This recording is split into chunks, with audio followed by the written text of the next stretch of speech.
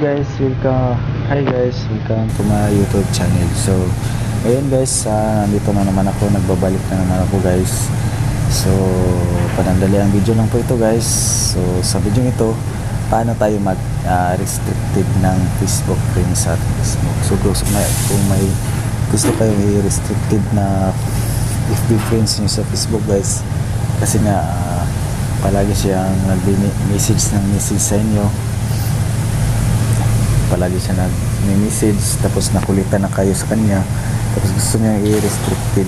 Para ang restricted guys is friends pa din kayo sa Facebook, pero hindi na kayo makatanggap ng message sa kanya pag mag-message siya sa inyo.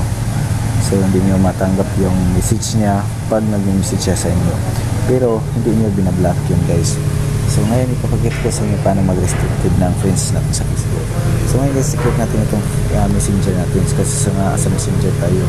Tapos i-click natin itong example lang po ito guys. Yan, example lang po yan. Ito po yung friends natin na gusto natin restricted. Tapos guys, i-click na itong ito. Click nyo lang nyo yan. Ayan, tapos scroll down kayo, tapos click na restrict. So ayun, tapos click na restrict Maria. So ayan, automatic na po yan na restricted, na restrict. So yun lang kung gagawin nyo guys kung gusto nyo i-restricted ang friend FB friends nyo sa Facebook. Dito na po natapos na video guys, and thank you for watching.